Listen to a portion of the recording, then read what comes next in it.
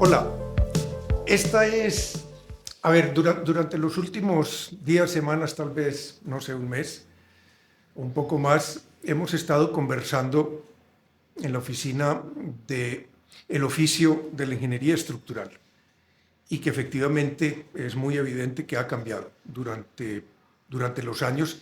Y la pregunta que nos hacemos es si revisáramos nuevamente la historia hasta donde se pueda revisar de la ingeniería estructural, ¿sí?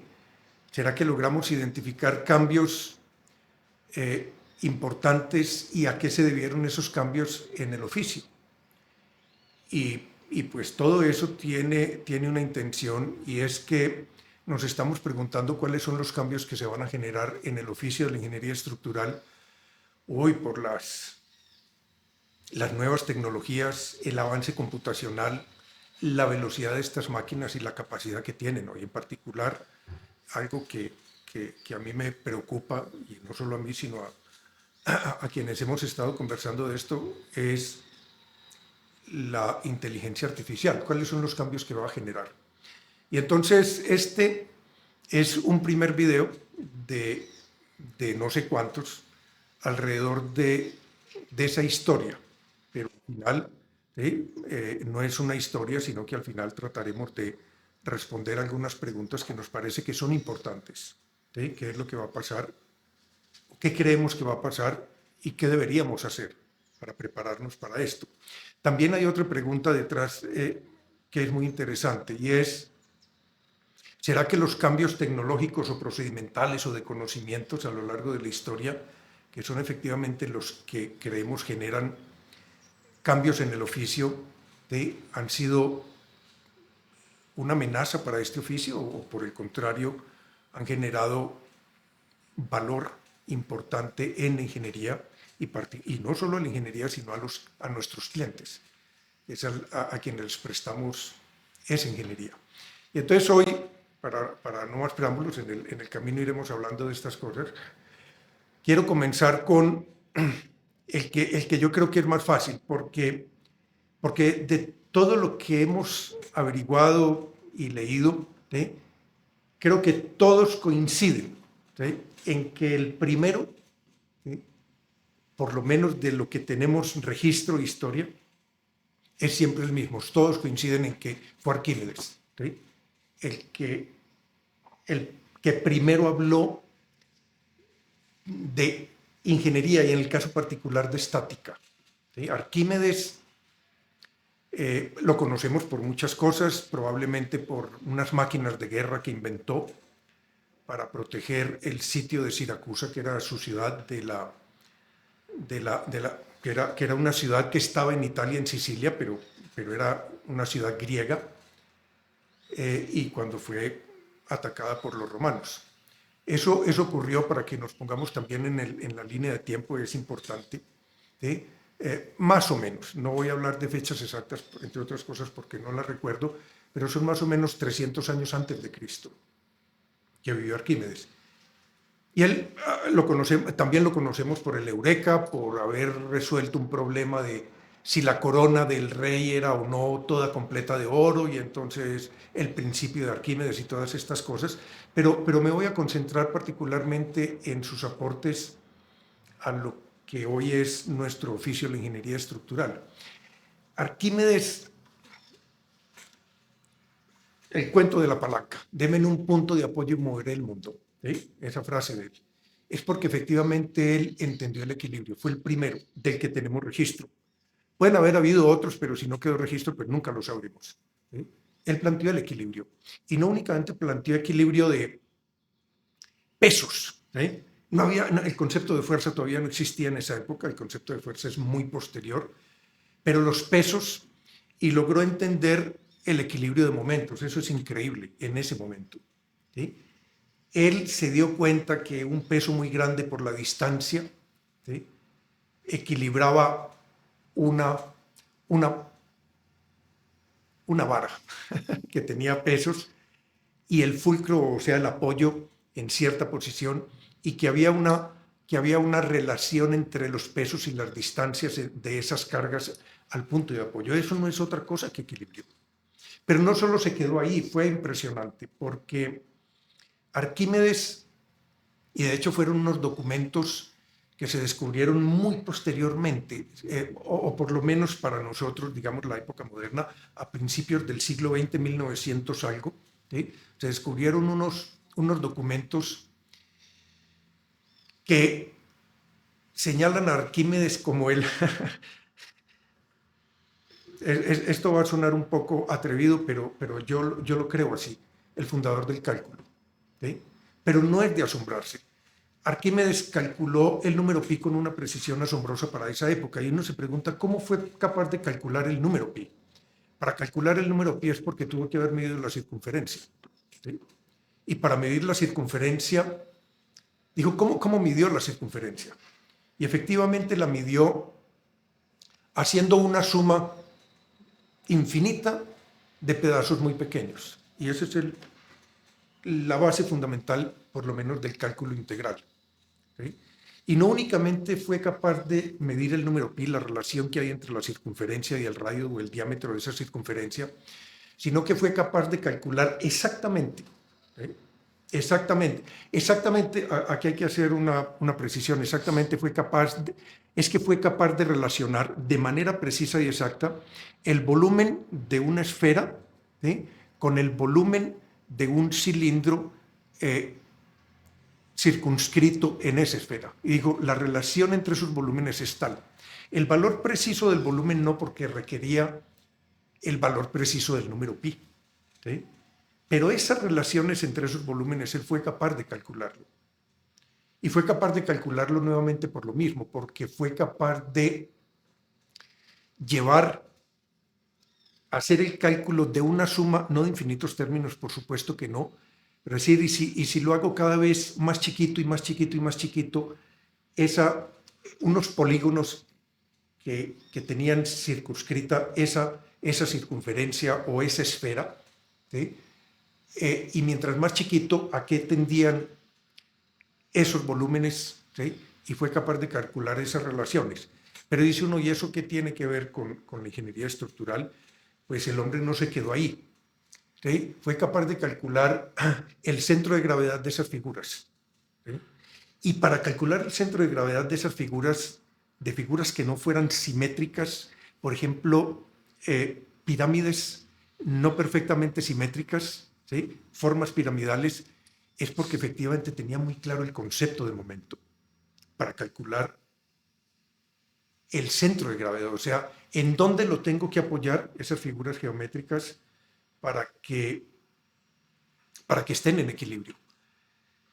El legado de Arquímedes y el legado de los griegos, y fueron muchos más, los griegos contemplaban la ciencia. Los griegos, para ellos el conocimiento científico, los descubrimientos, las medidas de las cosas eran sagradas. Para ellos tenía un valor inmenso. Ellos fueron los que efectivamente fundaron la Biblioteca de Alejandría, donde se acumulaba todo ese conocimiento, que era un edificio majestuoso,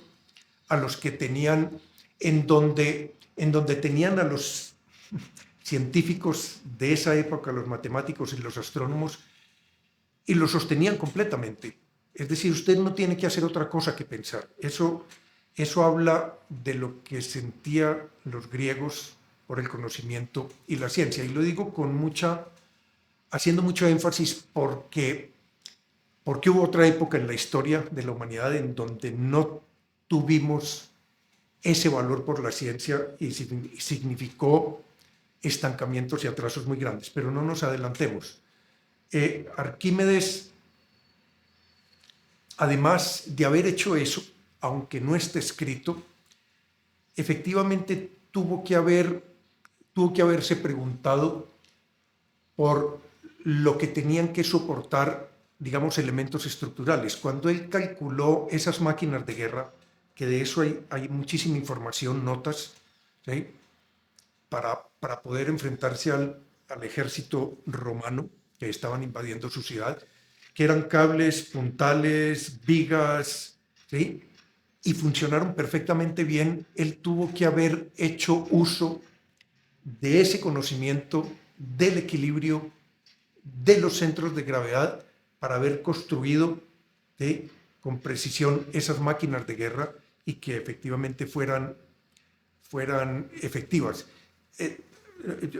Hay números que se me pierden en la cabeza un poco, pero tengo entendido que el sitio de Siracusa duró alrededor de 3 años y finalmente el ejército romano no fue capaz de entrar.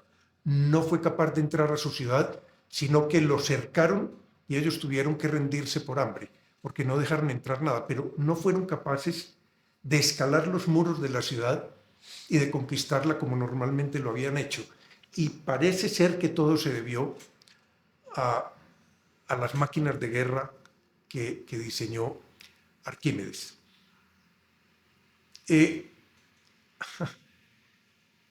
Quiero avanzar un poquitico en este primer video,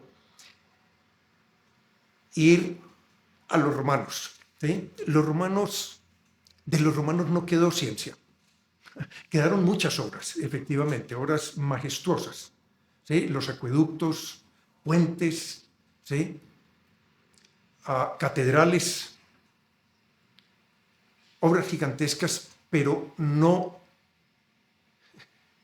avanzaron la ciencia. Y es que efectivamente ellos, al parecer, no sentían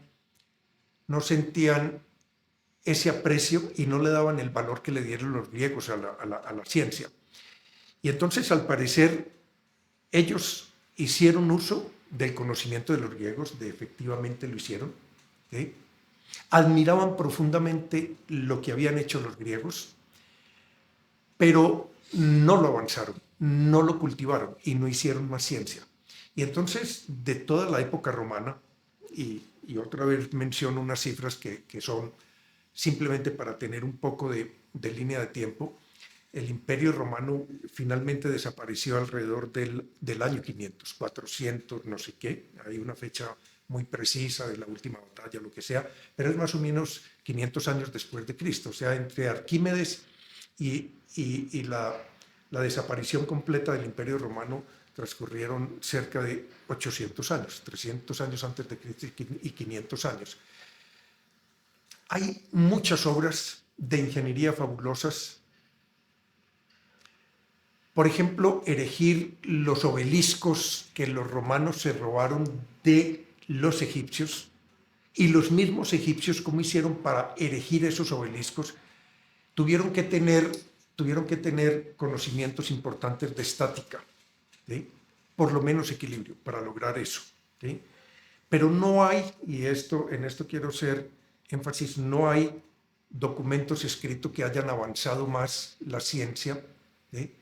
que lo hicieron los griegos, que además de haberla hecho avanzar, les gustaba escribir, y eso era muy importante. Escribieron libros y dejaron el legado escrito y en las bibliotecas, y por eso pudieron llegar hasta nuestros días. Los romanos, al parecer, fueron prácticos, eran comerciantes, les gustaba hacer crecer el imperio en términos de sus obras, ¿sí? Y entonces, al parecer, tenían prácticas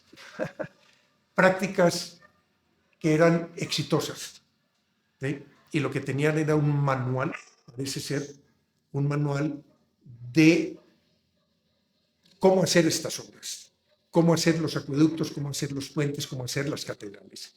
O sea, dimensiones geométricas, pero no hay mucha información de si hicieron ensayos, que seguramente los debieron haber hecho, ¿sí? De cómo los hicieron, ¿sí?